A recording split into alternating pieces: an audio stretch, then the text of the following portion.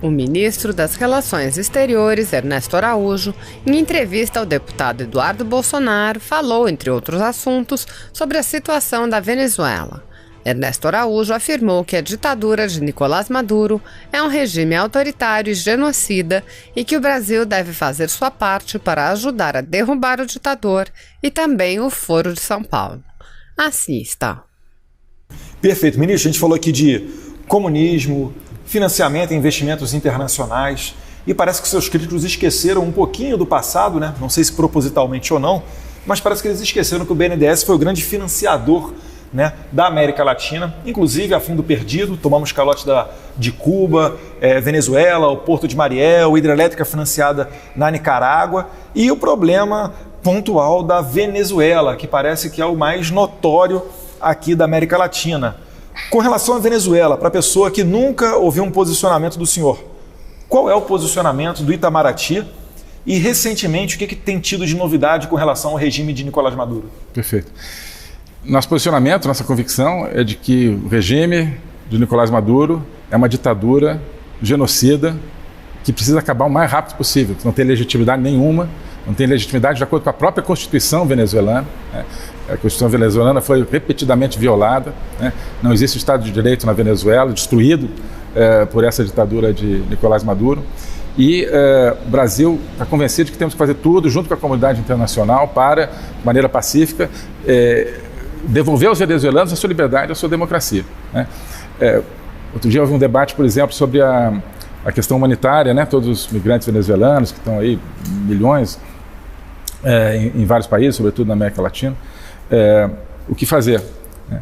E, é claro, né, acolher, né, foram acolhidos em muitos países, inclusive no Brasil, mas isso não solucionará, a única coisa que solucionará o problema humanitário na Venezuela é a democracia, né? Porque o regime Maduro é um regime que deliberadamente não quer que o seu povo tenha condições mínimas de vida. Por quê? Porque um povo na miséria ele é muito mais facilmente controlável, né?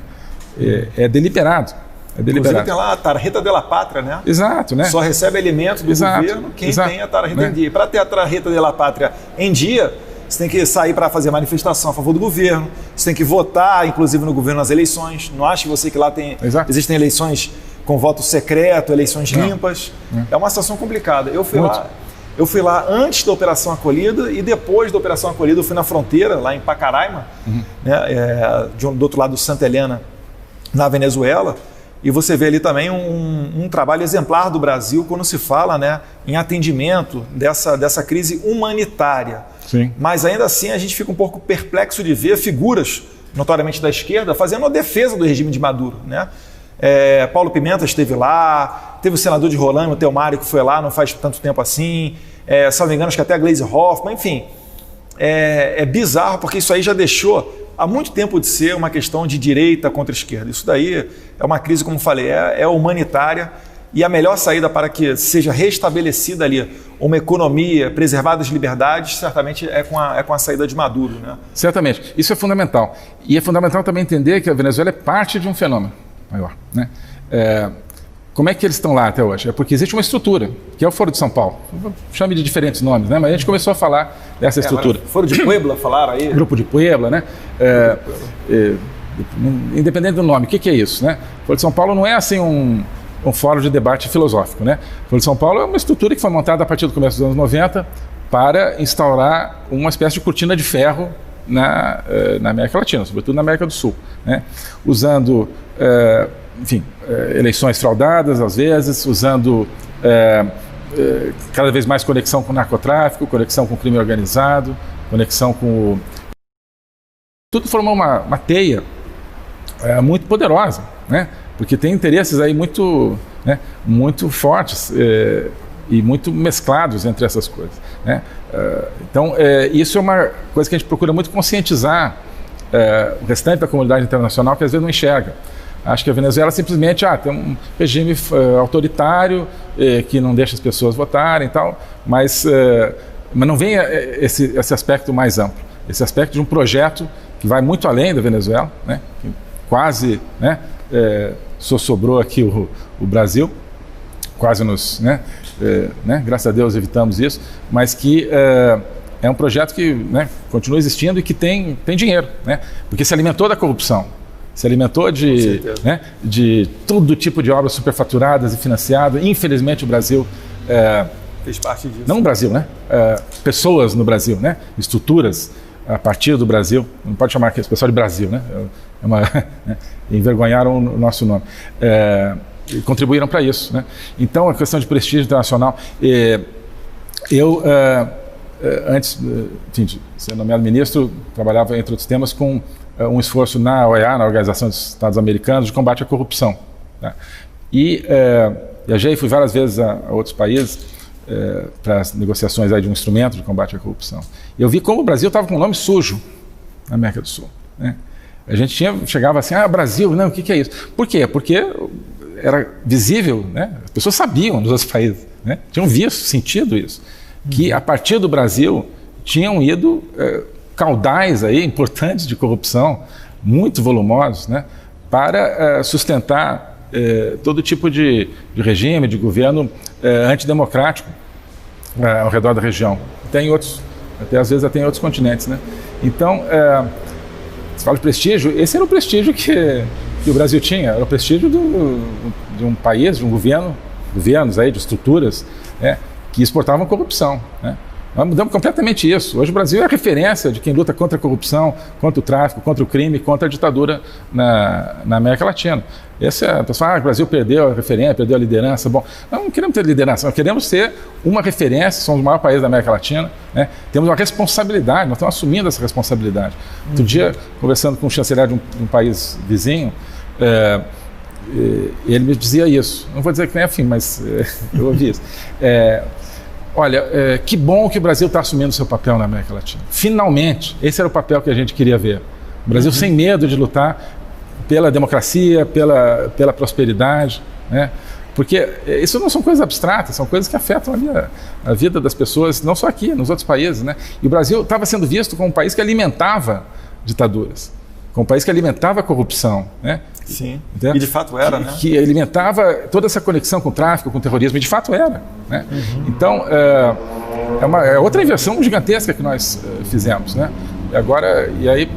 Então ser criticado por ser contra a corrupção, por ser contra o narcotráfico, por ser contra a ditadura, eu acho que A depender de quem nos critica, isso demonstra que estamos no caminho certo. Estamos no caminho certo. E é fácil? Não é fácil, né? É uma luta, porque é um sistema que está sendo construído há 30 anos, e que tem poder, que tem dinheiro, que tem, infelizmente, apoios aí, né? Mas a gente não vai desistir. Então, quando é que a gente vai conseguir ajudar a Venezuela a recuperar a democracia? Não sei, espero que fosse amanhã, espero que fosse hoje, né? Mas pelo fato de ser difícil, nós vamos desistir? Não, sabe? Isso é outra mudança na nossa política externa também, né? A nossa política externa era um pouco assim, um carrinho de bate-volta, assim, né? Quando encontrava uma dificuldade, voltava, né? Ou como, né, cavalo que refuga o pulo, né? A gente não... política externa que não refuga mais, não. A política externa que vai para o embate, né?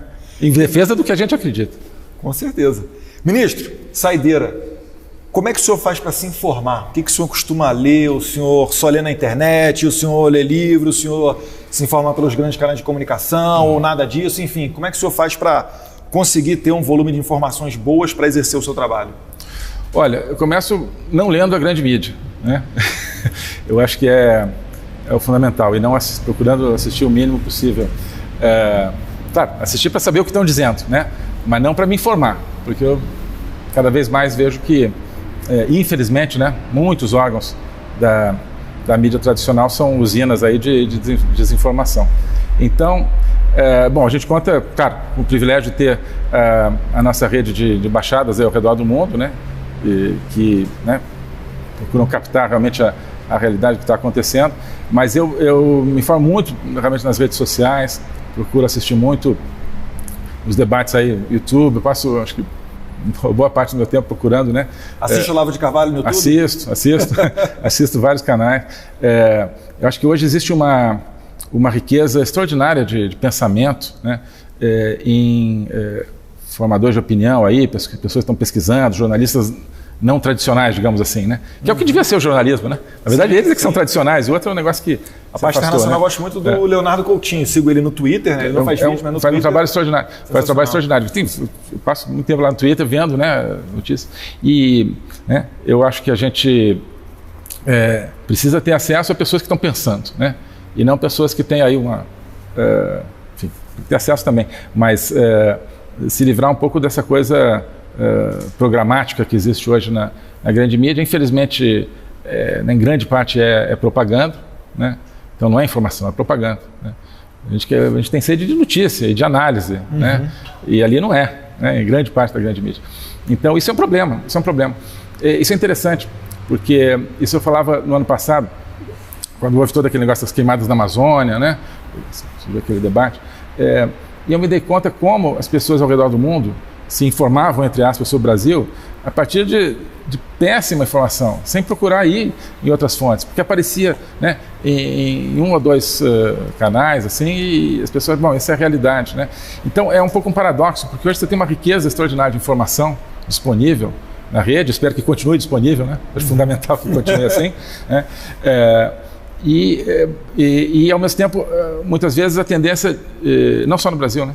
E acho que no Brasil até menos, o Brasil está muito na frente, em outros países do mundo, de se informar, de ainda confiar muito exclusivamente na grande mídia e achar que o que está nas redes o que está nas redes é muito mais vivo, muito mais sólido, muitas vezes, do que o que está na grande mídia.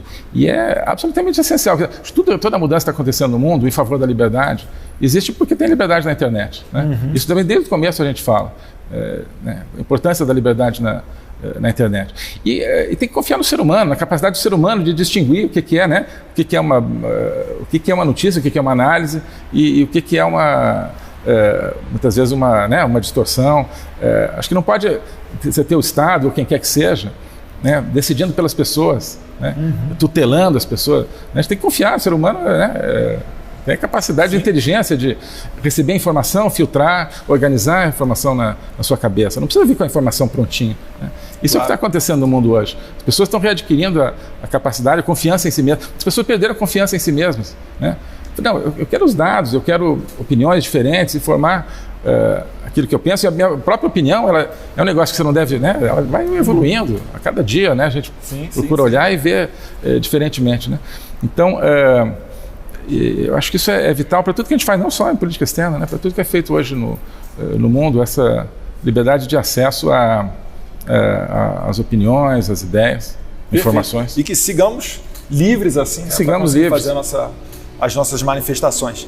Se você apoia Jair Bolsonaro, curta este vídeo, manifeste a sua opinião e compartilhe para que a vontade do povo brasileiro seja conhecida.